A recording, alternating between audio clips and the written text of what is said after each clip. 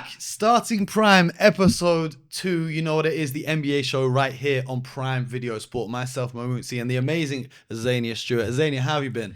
I'm really good. I feel like it's been a while and there's a lot to catch up with and go over. Yes. The All-Star break is just ahead of us, and then the playoffs are coming thick and fast. So let's get straight into it, because the NBA's trade deadline was just last week. Yeah. And a lot of new faces in a lot of new places. Yeah. Who was the big winner of the trade deadline for you? I'm going to go with the Cleveland Cavaliers. I think they were the most active in this trade. First of all, I was not stressed, but I felt like I was constantly refreshing my timeline in this deadline. The last, 20, 48 hours, loads of little moves were being made. But the Cavaliers, I think, made the biggest one in the fact of trading the 11 all-time all-star in James Harden. That's right. They're going to be fearing the beard in Yes. the land. They traded Darius Garland over to the Clippers in exchange for James Harden. They made another trade with the Sacramento Kings. DeAndre Hunter went Hunter over as to well. Sacramento in exchange for Dennis Schroeder and Keon Ellis to give them some depth on their bench. Mm-hmm. I really like James Harden in Cleveland. A lot of people were surprised when I said that. But James Harden is one of the best players we've ever seen in the NBA to not win a championship. He's up there with the best of the best, right? And he's not been the most fortunate in his career in how it's panned out. He got close with the Rockets that year. They took the Warriors to Game 7 in the Western Conference Finals, but couldn't get it done. And now with Cleveland, and with the way the Eastern Conference looks this year, I think they've got a real chance. Yeah, it's definitely a win now situation, especially how Spider is playing well, Donovan Mitchell, obviously. And I like it, but also Schroeder, bringing him over, my heart pours out to him. I follow him on the gram, and it's been really cool to see his story, because not a lot of players tell their draft or their trade, stories. And he was really open about how it's really affected him. He has to, pack up a house, he has family, he has kids. So it's really tough as a player that in the drop of a hat, boom, you're off to another city, you're on a plane, and you're playing that night in some instances. So I love, he's played on multiple, I think he's 11 teams he's been on now. So why is it affecting him so much? He should be used to it by now. Yeah, He's been traded 11 times. You know the it's drill. It's still not nice, You should just Mo. keep the suitcase packed. You don't know when you're going to go. Just live out of your bag. Yeah. Basically. Yeah. Yeah, and you're right. It is tough. And maybe they don't buy a house. Maybe they just constantly rent. The team will put you in a hotel. But he's a veteran, a point guard, looks after the ball. So, and they win right off of the two pieces moving, couple of pieces. They get the dub against Sacramento Kings, I think. Yeah, they come back. They did just about barely. That was a close one. But all the way down to the line. So I love that instantly they've gelled. It does take a while to get all that chemistry, but right away they've got the dub. Yeah, I like James Harden being on his team because it's going to help Evan Mobley and Jarrett Allen, because they're not natural scorers. I thought by this stage of his career, I expected Mobley to be a bit more polished in his scoring than he is right now. But James Harden being one of the best pick and roll orchestrators we've ever seen. Because when they run that pick and roll, he's such a threat to score. Yeah. And he's got the floater, he's got the layup as well. And now he can just throw the ball up for a lob. Mm-hmm. You saw what he did for Ivica Zubac with the Clippers. He really elevated Zoo's game to a whole nother level. Yeah. And he's going to do the same thing with the two bigs they have there in Cleveland. And on the other side of the ball, he's not a great defender by any stretch of the imagination, but he's got more size than Darius Garland. And Darius Garland's not a great defender either. So at least he's got some strength, some physicality, more so than what they had previously, which was a very small backcourt with Donovan Mitchell and Darius Garland. But you talked about Zubacs. They traded the big fella to the Pacers. I'm a big fan of him. I think, great hands, finishing, double machine. I don't know. We talked about the winners, and I think the Clippers are the losers. The Clippers are big time losers of the trade. Yep. I don't, when we look at different teams, you can kind of see their direction or their idea or what they're going for. The Clippers, I have no idea. Okay, what they have done is cleared a lot of salary cap. What was James on? Max contract, or just below a max contract. Yep. He took a discount. Yep, and Zubac he's on a great contract, a well-paid big man. But he's well paid, but I think he outperforms his contract massively. Yeah. He's making like 20-something million. And I think he plays at the level. He's, in my opinion, a top 5 center in the NBA. and he's not paid like a top 5 player for his position. So I think the Pacers got a steal with that trade. They gave up Benedict Mathurin and then the first round pick. Now, these draft picks are so interesting when we get to the draft, right? Number one, the Clippers trading away James Harden and Ivica Zubac. OKC owns their pick. So if the Clippers, they went on a nice hot streak. They did. But if they fall off the rails again, if Kawhi gets injured again, OKC could end up with a top 10 pick. And then the draft pick from Indiana going to the Clippers has some protections on it. So if it lands in the top 4, it stays in Indiana. If it's between 5 and 10, it goes to the Clippers. And then if it's between 10 and 30, it goes back to Indiana, right? So draft lottery night is going to be real interesting. I think the Pacers were big winners because next season they're getting Tyrese Halliburton back. Tyrese Halliburton with a big man like Zubac, who I think is better than Miles Turner, who they got to the finals with at the 5. They lost him, obviously, last summer. In free agency, yeah. I think the Pacers were big winners. Who else was winners at this trade deadline, in your opinion? Oh, who else did I like? I liked a bit of Atlanta Hawks in the fact of trading Trae Young. I think, we're not in the front office or in the team, but clearly there was some sort of upset and, people not feeling how they feel and feeling good. So another max $215 million, I think he was on for 5 years. So clearing that out, but going straight to DC, I don't know how effective that could be. But and they also, who else did they trade? It was Porzingis. Yes. To Golden State. To Golden State. And I like it. I like that move. And they picked up Kuminga. Yep. And episode 1, I said, oh, Kuminga, I'm not sure if they're going to get rid of you. You're like, he's gone. And he is gone indeed. So I'm excited for Kuminga because in a new environment, in a new city, somewhere where there's young coaches, there's, he can really flourish in a new city. Yeah. I think he's going to finally get the chance to at least play, which he wasn't getting in Golden State, right? Right. So he's going to play first. That's a bonus right there, yeah. I think the Warriors, though, had a horrible trade deadline. There's all this talk about, the Warriors are going to try to trade for Giannis. The Warriors are going to get another big star. And they ended up with Kristaps Porzingis, who, when healthy, elite rim protector, amazing three-point shooter. But the question is, when is he healthy? He's never playing these days. Yeah. So they've now got Jimmy Butler out injured for the rest of the season, Done. probably a lot of next season as well. They've got Porzingis, who sometimes he plays, sometimes he doesn't. And Stephen Curry is still playing I know he's injured right now, but he's still playing this season at a high level. He's scoring with the best of them. They deserve to give Steph the chance to win more championships while he's still playing like this. And they have let him down time and time again in the front office. Yeah. And we'll talk about another loser. Sorry, DC, Washington. I don't know. Simo, don't. Let me finish. Let me land. Them getting AD, them getting Trae, I can see it, but AD has only played 20 games this season. He averages more time in the physio room than on the floor. So I'm just struggling, and I feel like for a long time the Wizards have been, out of touch, out of the playoffs. I don't think they made the playoffs since 2020, out in the first round. And they keep doing these, pick up these big giant contracts to do what?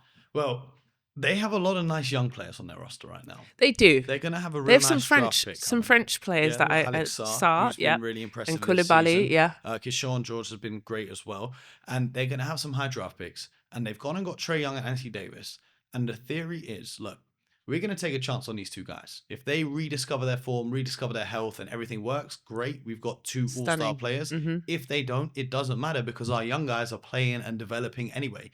They're one of the only teams who could afford to take on those contracts because their young guys are all on their rookie contracts. That's why I think what Washington have done, it's similar to what OKC did previously. Before OKC became this powerhouse, what Sam Presti, the general manager, was doing there, he was saying, hey, look, if you got a player on a big salary that you don't want to pay anymore, send him to us, but just give us a couple draft picks. And then they can build. And then cool, we're just going to have him here. He's got 1 or 2 years left on his deal. That expires. He carries on. We've collected the draft pick and we keep building our young guys. Yeah, I see this. And a lot of the guys in the Washington front office spent a lot of time in the OKC front office before they went to Washington. Yeah. So the blueprint is you there and all for the these future. gems. If you want... Be Mo's friend. He knows people in high places.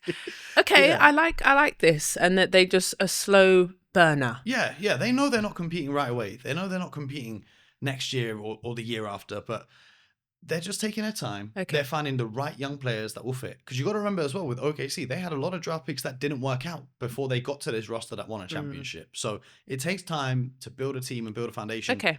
I was a bit harsh on them then. I'm not going to call them losers. They're just... they are losers because they're losing games. But, okay, so but on the bench, warming up, they're ready to be put in the game, but they're looking future. Okay. At least they have something to look forward to. Like, the Clippers, I don't know what their future looks like with Darius Garland, who's a great young player, but he's always injured. You know, the Warriors, after Steph retires, what's their future look like? Because they had Kuminga, they've had to trade him away. They had James Wiseman, they had to get rid of him. The only draft pick they had was Moses Moody. That's really worked out for them. Who did you like in this trade? In this trade deadline, I really liked the... I don't want to be biased and say the Boston Celtics. What did they do? But that was all financial. So they were in the luxury tax, right?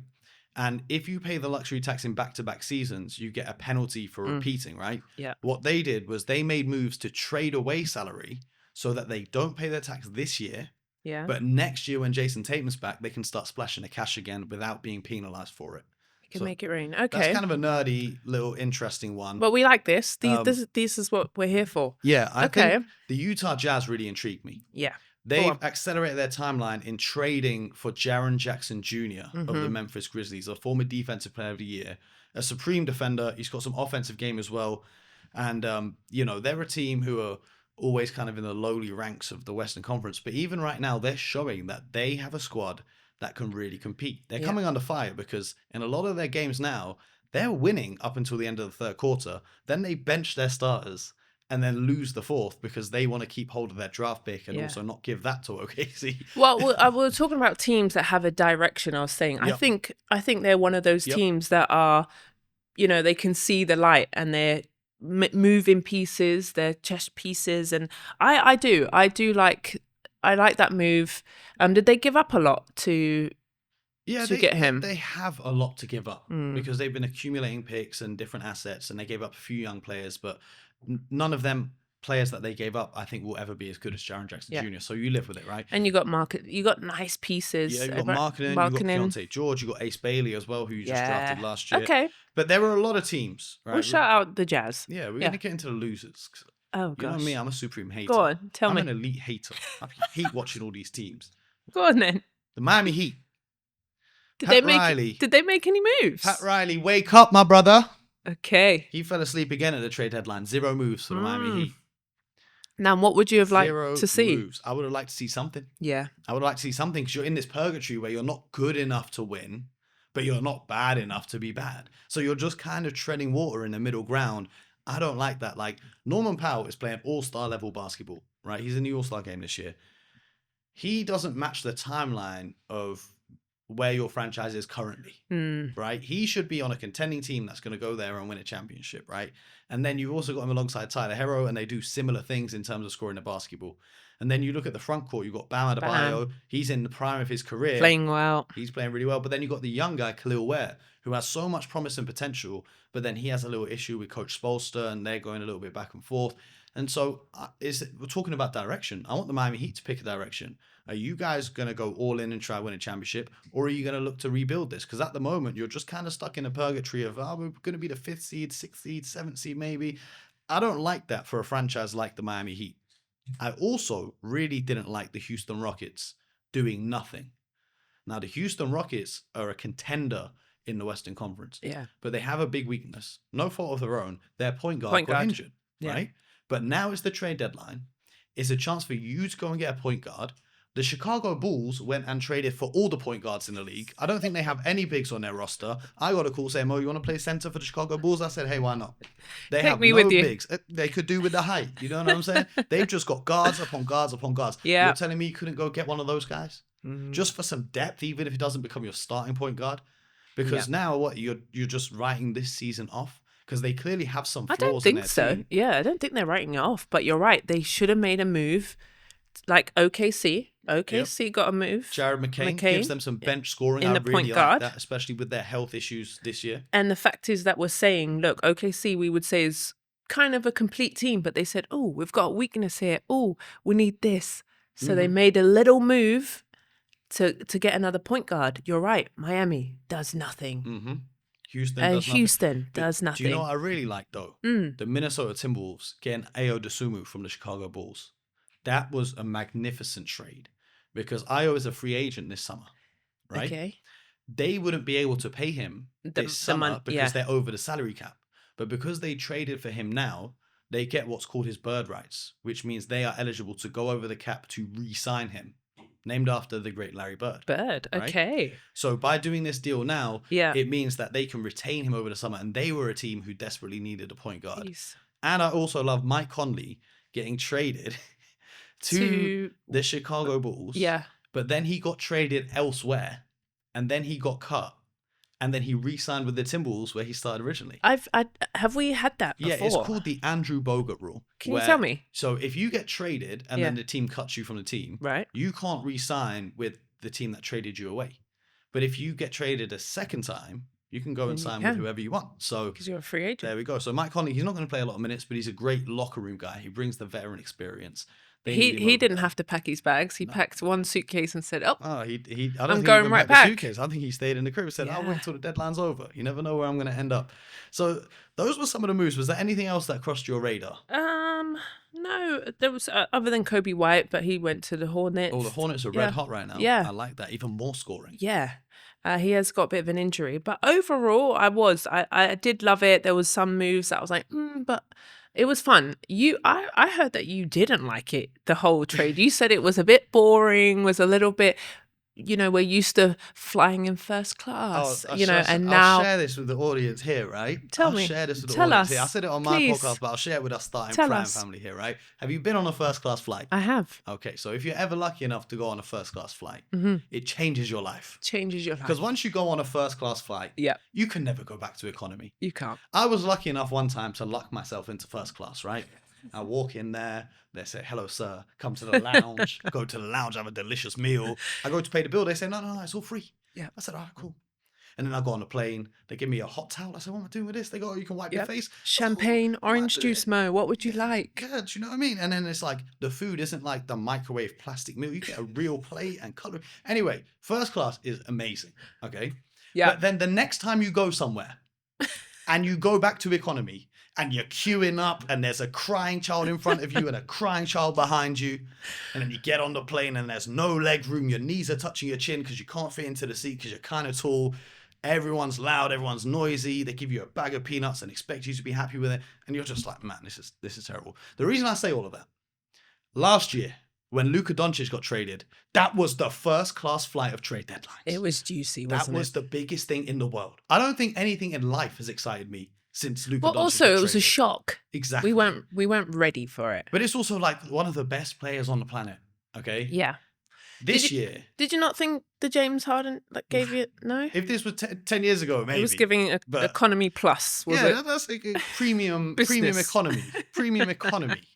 But I wanted a Giannis trade. I wanted to get back to the first class and be gassed again. No, I wanted Giannis to get traded. I wanted Ja Morant to get traded. I wanted someone we didn't expect to get traded get traded because those are the best ones where you don't see a move coming and it just comes out of nowhere. And then the entirety of the league. And the reason why I say all of this is because when moves like that happen, a lot of times it has a knock-on effect to all the other teams. Everyone else. Right? So now let's say, for argument's sake, right? Just hypothetically, the OKC Thunder traded for Giannis, right? Every other team in the Western Conference is going to look at each other and say, yo, there's no way we can win now. What are we going to do? We've got to make a move. And now they make more moves, and then they make more moves, and then the East looks at the West, and oh my God. And that's what I'm saying. Yeah. This year, it felt a little bit like, we're just going through the motions. Most of the trades were financial deals, right? For teams to save luxury tax money, get under the salary cap. I want chaos. You know me, I love chaos. You do. You work well in chaos. Me, not so much. Organized babe. Yes. So let's get to it. Okay, so I'm... chaos, but no Giannis trade. No Were Giannis you happy trade. with that? Because I was not happy I with wasn't. I thought...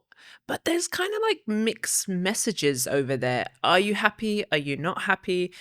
There was a clip of him kind of walking in and everyone's like applauding that he's back. And I don't know. I don't think he's completely happy under, Doc and their system. I think I would have liked that would have spiced things up, wouldn't it? So Giannis' situation in Milwaukee reminds me of Dwight Howard's situation in Orlando, right? Okay. Because Dwight, like Giannis, they're nice guys. They're fun guys. They like to have a laugh and a joke. They don't like to be a drama queen and a diva saying, I want to trade, get me out of here. So they like to be nice guys. But they know they're not going to really win in their situation. So they don't want to publicly ask for a trade, but I don't think they'd be mad if they got traded, right? Somehow they leave. The Milwaukee Bucks had a deal that almost went through. Tell us. With the New York Knicks and the Portland Trailblazers. What, a three-way trade? A three-way trade that would have sent Giannis to the New York Knicks, but it would have also sent his old teammate Drew Holiday from Portland to the New York Knicks. Karl-Anthony Towns and Mikal Bridges would have got off the Knicks. And that was almost going through. That's as close as he got, but that was like a week before the trade deadline. So when I've heard these rumblings and I've heard these, I'm like, okay. It's not only is Giannis moving, but his old teammate who he won a championship with, Drew Holiday, they're reunited. Yeah. In New York. It didn't happen though. That would have been crazy. It didn't happen. Yeah. For whatever reason, it didn't happen. So now they'll probably move him in summer. But you said you were happy that Ja Morant didn't get traded. Did I say that? Yeah. When? About 2 minutes ago. I didn't say I was happy. I think he said he was happy. Oh, I see. He said he's happy to stay in Memphis without Jaren Jackson and without Desmond Bain. I'm happy. I did get to see him. He was in the London game. Yes. Memphis played the Orlando. They didn't play Magic. them. They beat them They down. beat them, which was so surprising because the Germany game was fantastic as well. But got to see him in, live in the flesh, and really exciting to, know that he was back. But then I think he has hurt his elbow. Correct me if I'm wrong. Yes. So he's back on the bench like the bus is coming too. So, he's been out, said what he wants to say. Now he's staying, but he's probably wishing that he did get traded now. Well, that Jackson's the problem gone. with Ja Morant, not the problem with him, but the problem with his situation. There are 29 teams in the NBA, except for the Memphis Grizzlies. Not one of them wanted to trade for him. And all these reporters were coming out with, this team and that team. Yeah. I can tell you from my conversations around the league, no one was making offers for Ja Morant. That's when you look and you go, am I the drama? Is it me? Teams were saying to Memphis, if you give us Ja Morant, you've got to give us some draft picks. Yeah. Just to take him on. Yeah. Just like with Trae Young. So it's kind of like the era of the small guards in the NBA is kind of over with now and shifting in a new direction. But a lot of moves at the trade deadline leads me to ask your championship prediction at the start of the season. Who did you predict at the very start of the season? Did we talk not about here, that? But this was really difficult, but the way I've been watching OKC and how they are still dominating, they're at the top of the West, I'm going with back-to-back championships. And no moves has changed your mind on that. No, I don't think so. They have, they can't get over the hump, the hill of beating the Spurs, but they do have 40 wins already in the season. They're starting to get back healthy. The MVP, SGA, is on another fantastic season. He's on a streak as well of 120 20-point plus games. He's balling, doesn't have to play the fourth quarter. What a luxury. He does his job, they're winning. Average 4 minutes in the fourth quarter, no big deal. So I do like them. I do think they have the nice pieces. I like the two post players in Chad and Hogan. Chad Holmgren. And he ain't a post player. No. His arms are like this big. He ain't a post player. Those two, 5 and 4. I like the two. But this is the NBA, right? They stretch the floor and they shoot threes. But I think the OKC go back to back. Okay. Now, they're the obvious choice. They are. I'm hoping. Who are you going with? I'm hoping beyond hope. Are you to the basketball gods? Go on, pray. I'm hoping that Victor Wembanyama and the San Antonio Spurs, bearing in mind they're 4-1 against OKC. They are. Okay? They are. They beat the Nuggets without Wemby playing. They're 2-1 against the Rockets. Okay. They're elite against the best in the West. I would love to see the San Antonio Spurs back in the NBA Finals. I would love it. I don't mind that. I love the Spurs. I've been a fan of them from the old days of, Ginobili and all of that crew, the European style of basketball. Okay. I would love it. Obviously, I'm a Celtics fan. I want the Celtics to win. But let's say the West. In the West. But the East is so open. The East is wide open as well. The only question mark for San Antonio before we get to the East is the experience. That's the only factor that could be their undoing, because this group has never had to play a 7-game series before. The dynamic is totally different. Yep. And Mitch Johnson, the coach, hasn't been in those situations. Not to say he's not a great coach, but he's not been in those situations. Yeah. It does take a learning curve. But that's where OKC gets them, because they return most of their team. They've been there. They've done that. They've got that experience. And I think... I worry about OKC, though. Why? Because of the injuries. Jalen Williams has missed so much time. And Shea has obviously been doing his thing, carrying this team. He's got a little injury. Shea's injured, and he's not going to be back till after the All-Star break. And it's just, can they hold up physically for the NBA playoffs? Because the 82-game season is long. They've had a lot of injuries. Yeah. And they went all the way to the finals, so they've had less rest than the rest, if you want to say that. Yeah, but I think a lot of the way this season has been, it's been fast, up-tempo. We've seen so many injuries, a lot of calf, groin injuries, little tweaks and niggles. So can anyone stay healthy? Is who can get to the finish line? But do you agree that whoever wins the West will win a championship? I don't know this year, Who do you like in the East? There's a fair few. Well, I think, you love your Boston, but I was on the Amazon Prime game the other night and New York handed it to them. I didn't see that one. No. The one time when it's early to watch a game in Europe, I don't know what you're talking it was about. on I didn't even hear about this mid-afternoon, and Mo doesn't watch it. If it's 3 a.m., Mo's watching it. Anyway, so Boston lost very bad. I don't know. I didn't see very badly to New York. And I just seriously, though, I really like New York when they're healthy. They've got OG back. Towns, he got like a little cut, but he's coming back. I do. I like them, but we can't disrespect Detroit also at the top of the table. Beat them down the night before or 2 nights before. They whooped the Knicks. Kept Brunson to 12 points, kept Bridges. They kept their starting lineup, because I just did this game, 44 points is out of their 80. They had their starters scoring 5 points. So we can't not give Detroit their flowers. Yeah. Well, we're talking about players being injured a lot, though. That's going to factor into some of the awards. So when we're looking at the MVP award, who are you looking at for that? Because I think Jokic can only miss 1 more game before he's ineligible.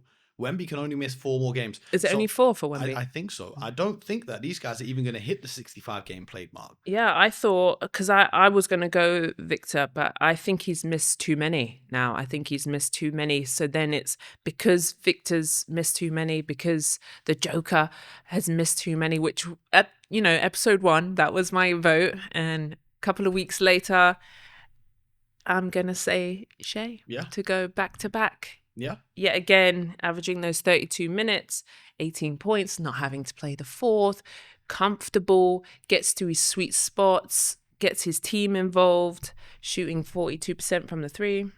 I go back to back. I hear it. If his injury does keep him out longer, though, there are 2 names I want to give honorable mentions to.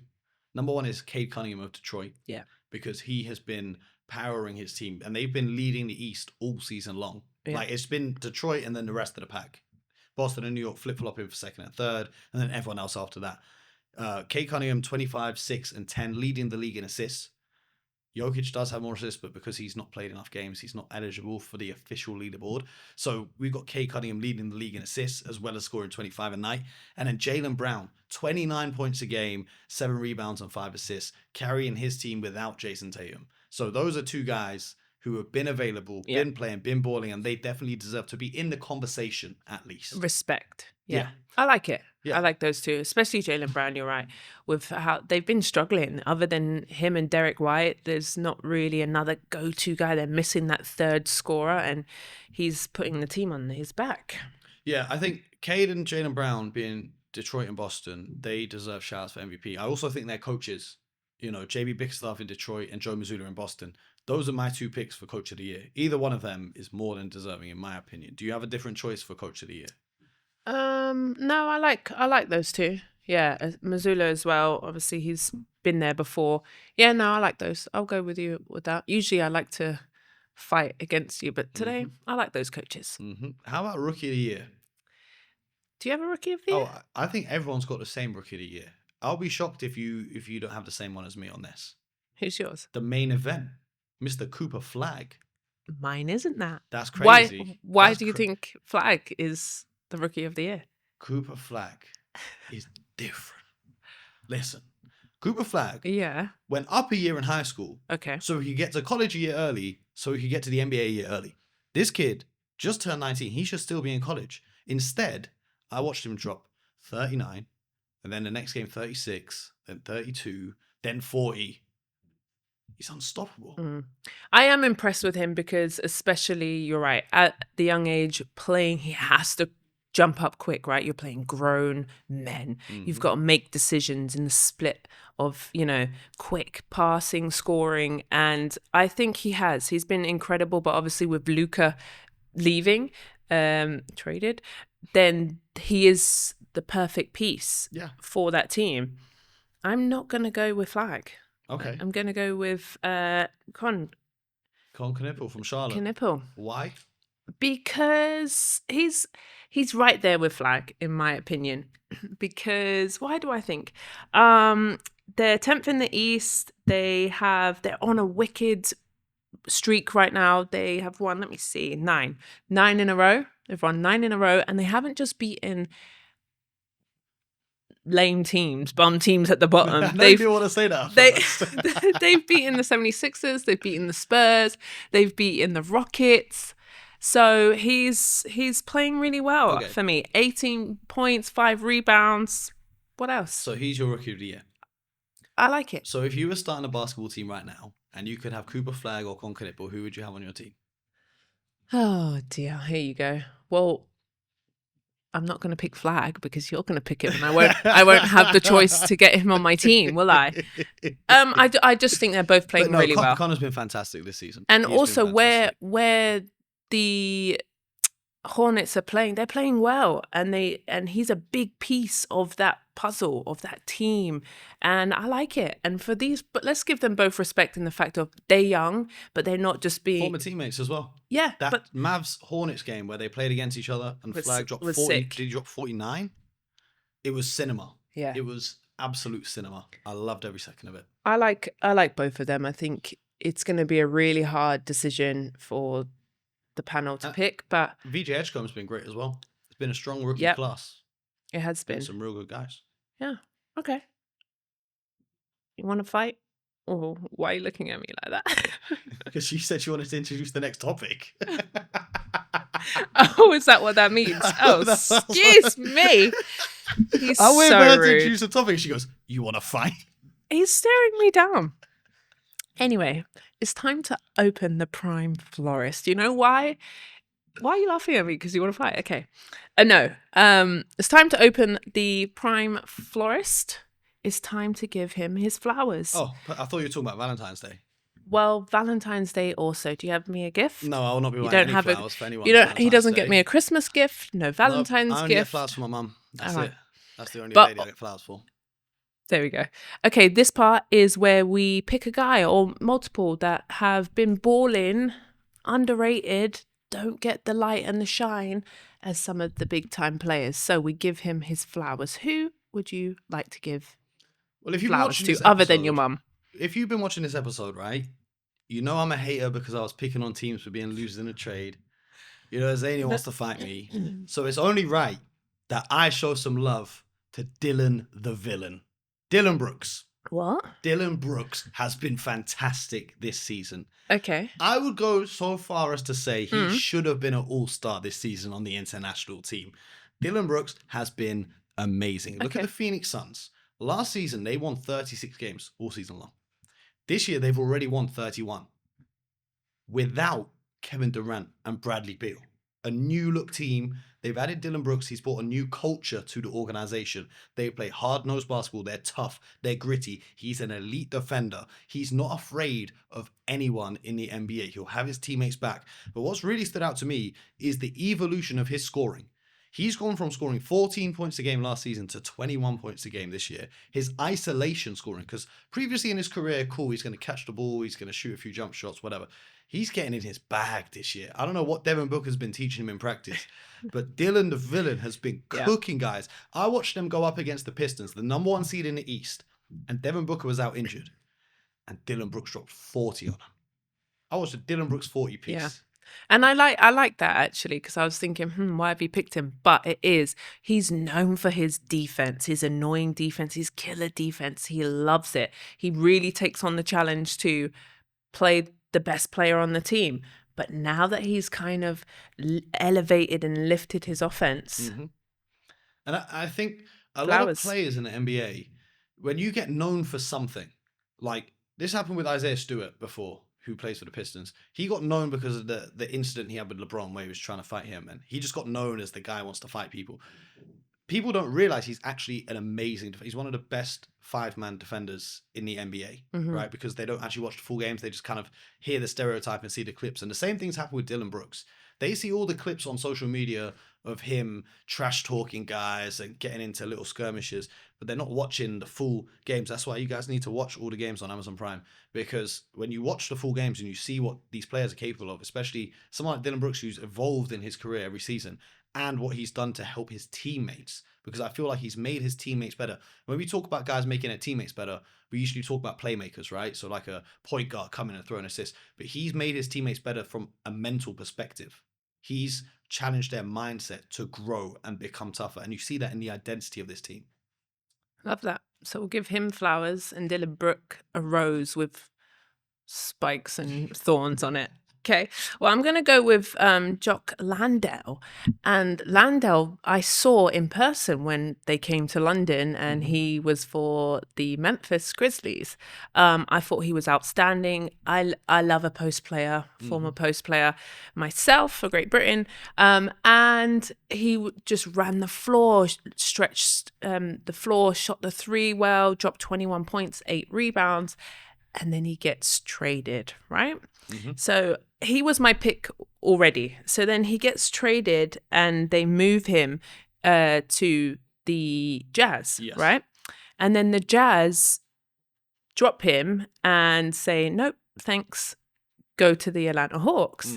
So I love this story because Landale, the Australian, got in his car and drove from Memphis for 5 hours. Do you have something? He turned down the flight. They said, we'll fly you to Atlanta tomorrow. Yeah. And he said, nah, mate. I want to play today. Yeah. Yeah. Is that your best Australian I can't do accent? an Australian accent. You have to like hold your nose. Good eye, mate. So he got in the car. He got in the car. He drove. And who did the Atlanta Hawks have? They played the Jazz. And who hit a huge 3 at the end to win the game? He was balling. He had 26 points and 11 rebounds. I've got some questions. Go on then. On that 5.5 hour drive, do you think he was listening to music, or was it just pure silence and anger?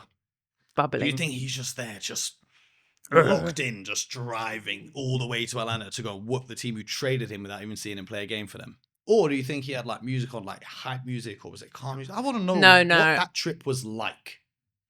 Well, I think what's the Australian, the Down Under song? I have Do you no know idea. it? No. I have Okay. not. I hope someone at Prime Video Sport can ask Jock Landale this on our behalf for the next show. I think he's turning up. I think he's listening to music. I think he's getting pumped, because no way do you come. And he had 4 blocks. He went 5 from 8 from the 3-point line, and he said, "Oh yeah, you want to drop me?" 4 blocks. No, he was driving in silence. You ever been so mad you have to drive home in silence? Never. Like, no. Okay, listen. There are some times in your life where situations happen, and you get in the car, and you don't even want to put on a song. You're just driving. Yeah, that was Jock Landale. I'll promise you. We're gonna find out for the next episode. Yeah, we're gonna find out. Yeah, but I think he needs a bouquet. Yeah, he needs a bouquet, because I think that's fantastic. Not only was he playing really well for the Grizzlies, then they trade him away. That's such is life. But then you get traded again, and then you get to get your own back. within 24 hours. Just make sure your bouquet gets delivered to Atlanta, not to Utah, right? Because you might miss them. Got that. Do you know who else who I've really appreciated this season? Yeah, go on then. Neemias Queta of the Boston Celtics. We have to always shout out Celtic. Go on then. Because this is a man who 2 years ago was waived by the Sacramento Kings. He is now the starting center for the second best team in the Eastern Conference who is missing their best player. Last year, he sat and watched, and the 2 years before he's been with the Celtics, he watched Horford and Porzingis and the other bigs, Luke Cornett, ahead of him on the roster. He went to the G League. He bided his time patiently, right? Mm-hmm. Now this season, he's averaging almost a double-double. He's got an extremely high motor. There's a lot of players in the NBA who don't play with the necessary effort on the defensive end. He doesn't just play with the necessary effort. He plays with double the effort because there are possessions. I watched a possession in a blowout win against the Houston Rockets, by the way. Did he go hard? Right? Where I think Jaylen Brown wasn't even playing. The Celtics still won. And there was a possession where he went to block a shot, ended up in the crowd, still got back on the court to block the next shot. He is a different breed. He's, finishing in the paint really well. He crushes the glass. He protects the hoop. He does everything you want from a center on a minimum contract, may I add. He has been fantastic. And what I love about the Celtics this season, anchored by Queta at that 5 spot, is they simply play harder than all the other teams. There are some teams who want to coast in a regular season, talking about the Houston Rockets game they played, right? If you come into a regular season game, you think it's going to be easy, you think it's going to be nice, and then Joe Mazzulla, just being crazy Joe, just wheels out a bunch of guys like Queta who give 200% effort on every possession. I love it. Any player who's given that much effort, I've got to show them love. Yeah. Okay. I'm here for that one. What kind of flower are we giving him? What's the Portuguese flower? I don't know what flowers they have in Portugal. He's Portuguese representing. Okay, well, I need a French flower now because I'm going to... You say Rudy Gobert, I'm leaving. No. My last one is Maxime Renaud.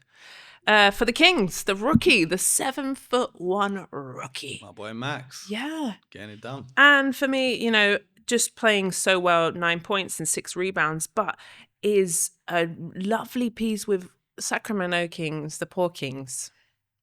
They're on like a crazy losing streak. I think it's 12, 15, maybe 20 games. I don't know.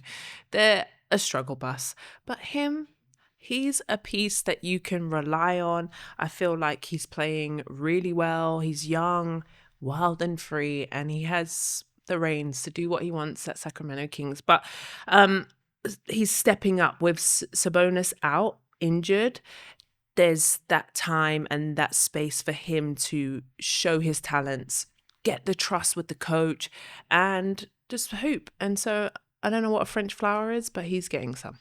A flower. I think I watch more Sacramento Kings basketball than anyone outside of Sacramento should. I've been really impressed with Max. Yeah. For a second round pick, by the way, coming in and doing this is fantastic. There's another guy over there as well.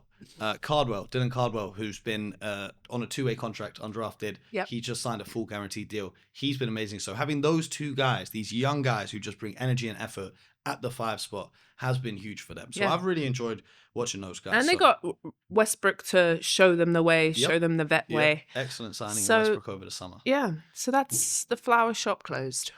Okay, for this week. For this episode, yeah. For now. Are you happy with that? If you're wondering why I didn't get you flowers for Valentine's Day, you can blame Azania. She just said the flower shop's closed. Done. So, but anyway, more important than Valentine's Day is All-Star Weekend. Well, it drops on Valentine's weekend. Almost every year, it almost does. It works out beautifully. Is that beautifully? Yeah. Why is that beautifully? Because then I have an excuse. I was going to say, would that be a good date to take your Valentine to the All-Star Weekend? No. For you, no. Absolutely not. You could kill 2 birds, no? because I'll be working. Fair. I stay working. Stay busy. Fair. So it drops on Valentine's and it's in LA. Mm-hmm. It's in the $2 billion. Billion is crazy. Dome. The Inuit Dome. Yeah. Home of the Clippers. Yeah, for the Clippers. Lots of nice trees planted around that area. What? It's like nice the way they've designed it. Oh, okay. Yeah. Right. I'm sure people will be looking at the trees. But the Dome, I think it's a perfect place. It's a beautiful arena. It has the wall, doesn't it? The fan wall. I wonder what they're going to do for the fan wall for the All-Star, which I'm super excited about. They've got the jumbo. The halo. The halo. The halo. It's a perfect place for an all-star weekend. Oh, yeah. Well, almost perfect. Why? Have you ever been in LA traffic? Oh, yeah. LA traffic might be the worst traffic in all of the world except for Atlanta. Apart from that, though, if LA had like a good underground system like we have in London, then it would be the perfect place for All-Star. But the arena itself, beautiful. You know, when you go to that arena, you just walk in and you don't bring out your wallet for anything. That's it. You just walk in, go to the store, pick up whatever snacks you want, go get whatever. And it just, the camera, it's weird. The cameras are watching you and it sees what you buy and they charge you, right? Yeah. But it's the most seamless process of fan experience. And the arena has been designed so that fans spend the least amount of time possible out of their seats. Yeah. 1,000 toilets. Yeah. So you don't have to queue up for the toilet. You don't have to queue up for snacks. You don't have to queue up for drinks. It's designed with the fans in mind. My favorite feature is in every seat, they have buttons on the armrest. They have 4 buttons, 4 different colors. And then during timeouts, they have like a game on the Jumbotron and you have to like guess the answer. And then if you get it wrong, you're out and your seat goes dark and everyone stays in and you get a winner. It's just pretty cool. So I think there's going to be loads of fun things that they'll... Great fan experience. Yeah. A great arena for this All-Star weekend. So tell me, go on then. A new format for All-Star weekend this year. We have 3 teams. We have USA Stars, USA Stripes, and the World Team. I'm going to give you the rosters, and you're going to tell me who you think is going to win. Okay. So USA Stars, coached by JV Bickerstaff for the Detroit Pistons, is going to be Scotty Barnes, Devin Booker, Cade Cunningham, his Detroit teammate Jalen Duren, who I'm really happy has made the All-Star game, Anthony Edwards, Chet Holmgren, Jalen Johnson, and Tyrese Maxey. No. And I like what they've done with this because that Stars team, it's like a lot of the younger guys. Yeah. Because now when we look at the Stripes team, the vets. Jaylen Brown, Jalen Brunson, Steph Curry, Kevin Durant, LeBron James, Kawhi Leonard, Donovan Mitchell, Norman Powell, coached by Mitch Johnson of the San Antonio Spurs. They're the older guys. Yeah. So I like that they added this in because even though it's not written down in the title, between the players, those old cats are going to be saying, hey, we can't let these young guys come in here and show us up now. No. And those young guys are saying, hey, let's show them up. That old man. Let's go cook him. Yeah. Come on, Unk. You can't guard me, Unk. The granddads of the league. And then you've got Team World as well. Yeah. Which might be a cheat code. Giannis, Denny Avdia, Luka Doncic, Shea, who's injured, Nikola Jokic, Jamal Murray, Alperen Şengün, Pascal Siakam, Karl-Anthony Towns, Victor Wembanyama, coached by Darko Rajakovic. How do I pronounce that one? I think that's good. Rajakovic? That's probably better. My Serbian skills are not great. No. But this new format also, they didn't have positional, didn't they? No. They didn't have a point guard, they didn't have a post. They just said free reign. Was there anyone who isn't named on those rosters that you think should have been an All-Star? This is really difficult. I feel like there's a good couple of guys. Who do you think? Michael Porter Jr., for sure. Oh, yeah. Because if Pascal Siakam is going to be on this team, on the Indiana Pacers, who never, ever win, Siakam. You can't tell me that Michael Porter Jr., the Brooklyn Nets never win either, but how does Siakam get on there? Just because he's international? And he's been hooping. This is supposed to be about the stars. Your passport shouldn't matter when we're talking about the stars. Do you know what I mean? I just think they should have a few more spots on the roster because there's so much talent in the NBA. Yeah, because there's what, eight a team? Well, they do 12 players from the East, 12 players from the West. Right. I think it should be 15 and 15, just in my opinion. Yeah, and then that opens up for more spots. But my money is on the World. Yeah, I think that's a smart bet. But also, we talk about this all the time. Not a real bet, by the way, just so everyone knows. We do not promote gambling over here. No, I don't Just hypothetical. I like to save my money. But yeah, the World team, obviously it's all our favourites. It's all the Europeans. There's some Canadians thrown in there, you know. But I'm excited. And I think they take it seriously. I don't think, I think they've changed this format because the last... What? It's not they take it serious. Who? There's one guy who's going to take it serious. Who's that? Wembanyama. Yeah. Oh, Wembanyama. The rest of them don't take it serious because we've seen Jokic in the game for years. We've seen Luka in the game. We've seen Joker in the game. They don't take it serious. Okay, but I know think Wemby's I think they copy the American style of and because the Kobe's, the guys, the Vince Carter, who they really cared and they went at it, and throughout the years it's kind of been watered down and become boring and don't want to play hard, and so they've obviously changed the format to try and help this. And I think them playing and representing their country and the world, I think that's gonna give them some juice, especially ahead of the next Olympics being in LA, next Summer Olympics. being in LA. So Yep. also this might be the last time we see LeBron in an All-Star game.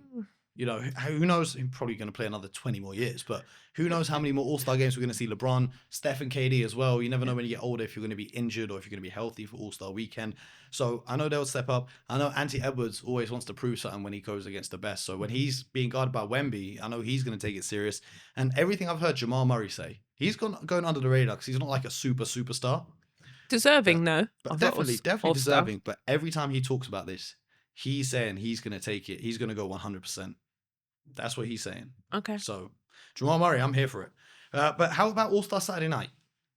We've got the dunk contest. Are you excited? I struggle with the dunk contest because what if you miss your first, everyone misses their dunk? Now, snore, put the kettle on, let's get a cup of tea. But if everyone makes their first dunk, then it gets real saucy. So I need everyone to practice and not just turn up. The interesting part for this is the field of contestants. Carter Bryant from San Antonio, Jackson Hayes from the Lakers, Kishard Johnson from Miami, and Jace Richardson from Orlando, right? Now, you might be remembering the days where dunk contests were headlined by Vince Carter, Michael Jordan, and Kobe Bryant, right? Those days are gone. The superstars don't do the dunk contest anymore. But I'm hoping that given that this is the lowest scoring dunk contest field in NBA history, those guys together average 4.53 points per game, right? Wow. I'm hoping one of them wants to make a name for themselves and bring something crazy. I am so tired of wheeling Mac McClung out from the G League to do the dunk contests every year just so he can win it and go back home. Enough. Thank God he's not there this year. Shout out to Mac McClung. Great dunker, but you got to be in the NBA to do an NBA dunk contest. And getting a 10-day contract around All-Star weekend is just a little bit, do you know what I mean? It's like, come on, man. Okay, so you think because of this that they're going to come correct? I'm hoping so. I know Carter Bryant is an insane athlete. You know, he's a great defender where he usually showcases athleticism. I'm interested to see what he can do in the dunk contest. Jace Richardson, obviously his father, who'll pay tribute to him. I'm interested by some of these guys. I don't really have a prediction for who I think will win, but I want to see some creativity in the dunk contest this year. Okay. What I am surprised by, though, was the 3-point contest. Somebody in there that hasn't played all season. Yeah, Damian Lillard has been out injured, and he has been, you know, training, practicing. But how would you feel as his teammate or the front office when you see you haven't played, but here you are in the All-Star 3-point contest? Tell me. I'm in no position to judge Damian Lillard because he is on a torn Achilles doing an NBA 3-point contest. Yeah? Mm-hmm. I lift a slightly heavy weight at the gym and I can barely walk up the stairs when I get home. So Dame, shout out to you, my brother, because that is a true testament to recovery and rehab. There we go. You know, he's a 2-time winner. He won it in 2023 and 2024. He wants to three-peat as a champion. Obviously, I think Tyler Herro won it last year. And we're seeing great progress from guys who have these injuries. Tyrese Halliburton has been putting out some workout videos with his trainer, Drew Hanlon. Jason Tatum is now participating in 5-on-5 drills. So he must be at a similar stage. I know he's a lot older than those guys, but he must feel comfortable enough to And he shoot did his jump first, shots. no? Didn't he tear his Achilles first? Yeah. He was the first one. So he's been in rehab and back. Yeah, so I think he's obviously can't play competitive basketball, but I think he can shoot in practice, right? So you've got Dame, you've got Devin Booker, you've got Conker, you've got Tyrese Maxey, Donovan Mitchell, Jamal Murray, Bobby Portis, and Norman Powell. Who do you think's going to win? I'm going with Dame just because it's banter. You think? Yeah. I got your boy Con. My guy. Young blood. My flowers. I'm here for it. Okay, and he's shooting the clip good. Why not? Yeah. Well, what's interesting is, do you remember the skills challenge last year? I don't. This was the event where Chris Paul tried to cheat. Chris Paul and Victor Wembanyama, they tried to find a loophole in the system to win the skills. Yeah. I've not seen any announcements about the skills contest this year. I don't know if they're bringing it back after the debacle last year. However, they have announced the Shooting Stars Challenge. I did remember that. Now, I love the Shooting Stars Challenge. They haven't had it for a while, but they brought it back because it pairs a legend of the league with some current players, and you get to bring out some of the old school favorites, right? Okay, so tell us. We've got Team All-Star, which is Scotty Barnes, Chet Holmgren, and Rip Hamilton. My guy Rip. I'm rooting for you. Then you've got Team Cameron, so all guys who went to Duke. Yeah. You've got Jalen Johnson, Conker and Corey Maggette. Then you've got Team Harper, which I think is really cool. Dylan Harper, Ron Harper Jr. of the Celtics and the main Celtics, the G League team, and Ron Harper Sr., their dad. So they've got a little family team going on. And then you've got Team Knicks, Jalen Brunson, Karl-Anthony Towns, and Allen Houston. Okay. That's a legendary field that we've got some real NBA legends coming and you said it's been a couple of years since they've done that. I remember watching it when I was growing up. You'd have the Shooting Stars Challenge. I don't remember seeing it recently. No, I haven't either. So that's exciting too. So loads Valentine's chocolates on one side. Mo watching. No? Okay. We got barbecue wings. I don't know what you're talking about, Valentine's chocolate. We got barbecue wings on All-Star Weekend. That's what I'm talking about.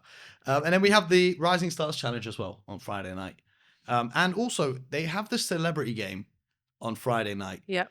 Who do we have to call here at Amazon to get Azania in the celebrity game next year? I haven't touched a basketball in 3 years, Mo. Have you seen some of the celebrities trying to play? I did see Glorilla. Is she playing this year? Yes. Okay. She's been practicing with her man. Mr. Brandon Ingram. Mr. Ingram. She's been in the gym, shooting in the gym. So if you play Glorilla 1-on-1, what would the score be? 1st to 21, what would the score be? 21-0 for sure. What, you lose? No, I win. How dare you? You should see her jump shot. It's terrible. But I love it. I commend her. She's not messing about. She means business. She's getting in, reps. Big GLO in the GLE. Yeah. When your man's a basketball player, why would you not practice? And also, she's in the All-Star game. I like it. Yeah. Who else, do we know who else is in there? I haven't seen the full list. Yeah, I don't think they've fully put it out. Didn't ring this year. I guess they were scared of getting cooked, so we'll wait. We'll go again next year. But that's the All-Star Weekend lineup. I'm excited for this one. No, I am. Because the All-Star game is actually tipping off earlier than usual as well. Okay, so you don't have to stay up late. World, so you stay up a little bit late, but not as late as previous years. Yeah, I'm down. I'm saying Team World does it. Do you know what I'm more excited about than All-Star Weekend? Go on then. The next episode of Starting Prime. So if you guys want to see the next episode of Starting Prime, you need to hit that subscribe button right now. Tell a friend to tell a friend. Hit the like button. All of that proper YouTube stuff. So and bump us in the algorithm. I'm sorry. They have upgraded us round here. Listen, the production team here, one of the best I've ever worked with. Shout out to everyone behind the cameras. But this is Starting Prime. This is the home of the NBA on Prime Video Sports.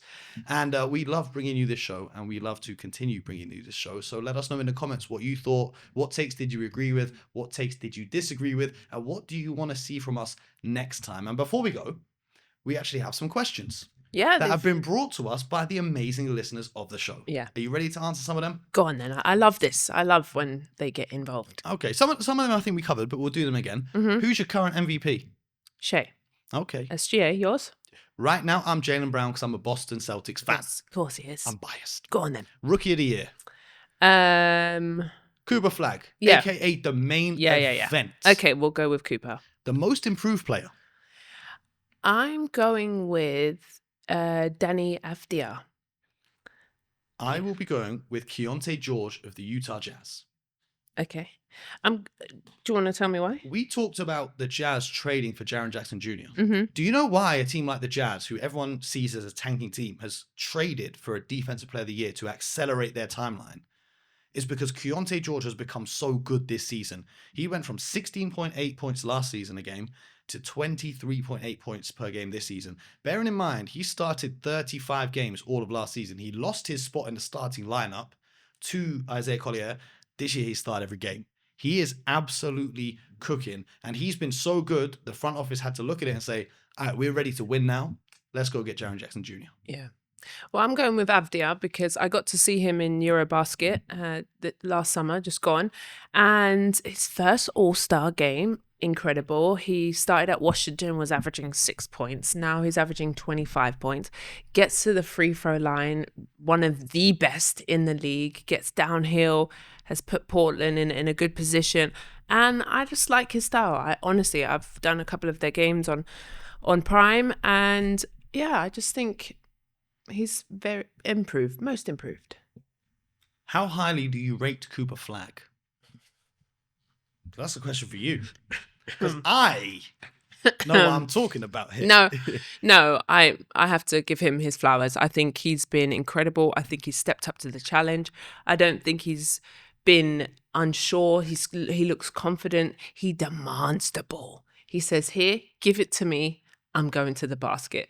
So I don't think he's underrated at all. He's the best part. Yeah. I think he's better defensively than he is offensively, and he's amazing offensively. Yeah. But he takes on that challenge, and that's what I love. But I think that is from college, where in college you have to play both ends of the floor. I don't know how that's going to go throughout his career, but yeah, I think he's up there. We have a question that has clearly been sent in by a Knicks fan. Should OG Anunoby have gotten an all-star spot? Well, he's hurt, so he wouldn't be playing. My boy OG, we love you, but unfortunately not this year. No, I don't think so either. There's so many good players in the NBA right now. It's not to say that you're not deserving, but there's only a certain amount of spots. But what are the chances? Knicks fans have been sending in all the questions. What are the chances of the Knicks reaching the finals? It's not terrible. It's not like I think they're pretty high. Yeah, I think, they're number 3 in the East right now? Seed. They've just got to try and beat Detroit. I think it's between them and Detroit right now because the Celtics are missing Tatum. So unless Tatum comes back, and bearing in mind coming in back to the playoffs off an Achilles might be crazy. Yeah. And then the Cavs I like, but a mid-season trade is really hard to make a finals run out of because you don't have a training camp and a summer to train together. So I think it's between the Knicks and the Pistons right now to win the East.